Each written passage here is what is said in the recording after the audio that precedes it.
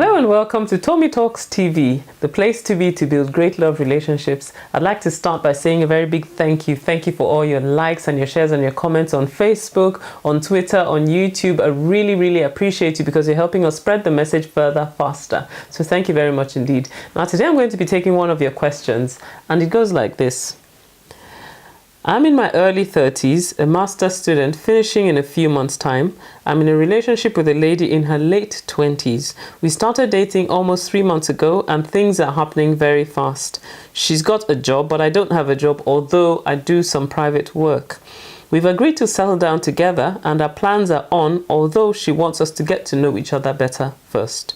Is it too early to meet her parents? Because we want to get married next year. I intend to meet her parents in a few weeks' time, but she is concerned about telling her parents that we met less than 3 months ago. How long should a relationship be before planning marriage? Now, this is an excellent question.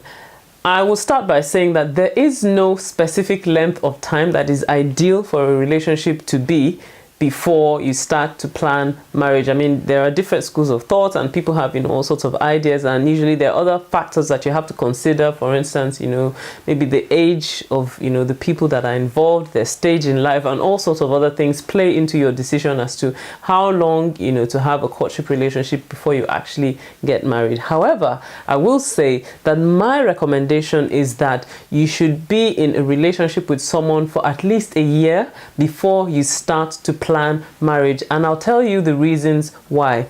First of all, you see, you're still in the early stages of your relationship. So this is like 3 months into the relationship now. And while you might feel that you really know each other, you'll be surprised to find that there's still so much more that you need to discover about each other. A relationship usually goes through various phases and you're still in the early phases of your relationship right now. So while you might actually feel like, oh, we know each other a lot, but as the time progresses, you will find that there's still a lot more that you need to learn about each other. So I would suggest that you give yourselves a little bit more time to discover each other so that you actually have a better understanding of the person that you're planning to get married to. Now, the second reason why I recommend that you wait for at least a year before you plan marriage is because a good courtship relationship has to do with adaptation. It has to do with getting used to each other, getting to know each other, and learning, what each other's likes and dislikes are, what your strengths and weaknesses are, how to bring out the best in each other. You have your first disagreement maybe, and you learn how to resolve it together. You find out, how good you are at communicating with each other, during stressful times. All these things are adaptations that help you to ease into the early years of marriage. So usually what happens is that if a couple does not go through all that adaptation at the early stages in their courtship, then they find that at the early stages of their marriage, they have to go through all of that adaptation. I mean, there's no doubt that no matter how long you court, there will still be surprises after you get married, because there will be things about your spouse that you can never know until you get married. However,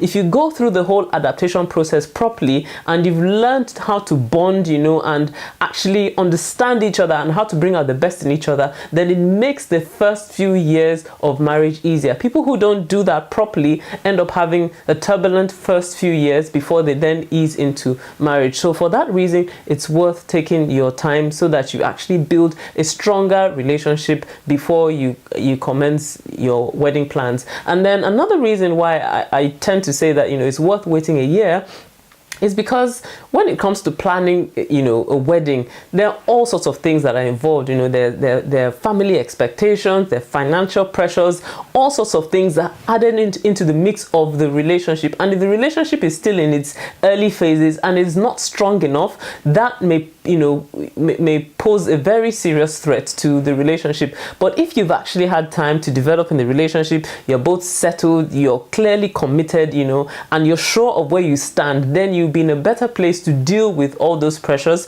By that stage, you probably understand a bit more about each other's families, and it'll be easier, to handle all the other pressures that are attendant with actually planning a wedding. So that's very crucial. And lastly, in your case, I will say that I think it's important for you to actually finish your master's, find a means of livelihood, because it would do wonders for your self-esteem, and it will also encourage your in-laws to receive you with open arms when they know that at least you have a means of livelihood, and you're not just planning to go into marriage without actually knowing how you're going to take care of things financially in your home. So I think it's important that you give yourself some time, so that at least you have a source of livelihood before you go into marriage. Well, I hope this has helped you. If this has helped you, then please leave me a message on Facebook or Twitter. And if you've got a question you would like me to answer, then head on over to tommytalks.com/ask, and I'll answer your question next time. See you next time.